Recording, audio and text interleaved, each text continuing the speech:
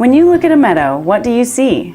It's easy to see the showy sunflowers, but what if we take a closer look? On any given summer day, we may see one of the many thousands of pollinator species native to North America. While most of us think of the social honeybee as our main pollinator, solitary native bees and wasps also spend their days busily buzzing among the flowers in our fields and gardens. Bees and wasps of all shapes and sizes, living everywhere from hives to holes in logs, play an important role helping to produce the fruits and veggies we love to eat and the flowers that fill our world with color. Lately, bees and wasps haven't been around as much as they used to be. This has made many people worry about the future of our flowering plants and has caused scientists around the world to try and solve the mystery of our missing bees. Researchers at the University of Colorado are studying bees in the field, in study hives, and their own backyards to better understand and help honeybees and their native cousins. One of these research teams, led by Dr. Alexandra Rose, is working hard to understand why native bees and wasps nest when and where they do. So welcome to my field site, which happens to be my backyard. So in order to answer the questions that we're interested in, we have to figure out a way to sample the diversity and abundance of bees and wasps in our communities. And so to do that, we've designed this piece of wood hanging on the fence behind me here called a bee block.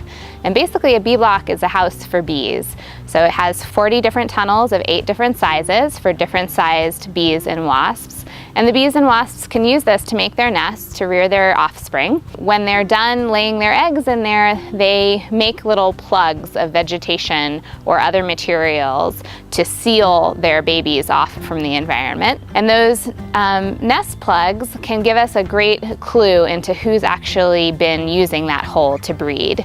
So different species of bees and wasps use different kinds of materials. The bee block behind me is primarily filled up with plugs that are made of chewed vegetation, but bees and wasps can also use cut leaves, pieces of grass, pebbles, pine sap, all kinds of different things. And depending on what material they've used, you can understand which species of bee and wasp are breeding in there. So we have this really non-invasive way of sampling diversity in our environment.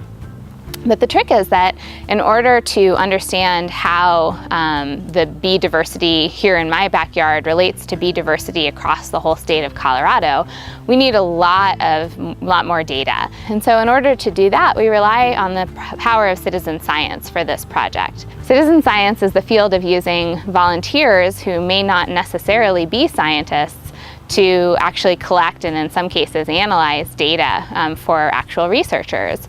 So for this project, we're asking people to put bee blocks just like this out in their backyard and then to check them every 2 weeks from basically the early spring through the late summer to see whether they see any signs of nesting. So do they see any nest plugs?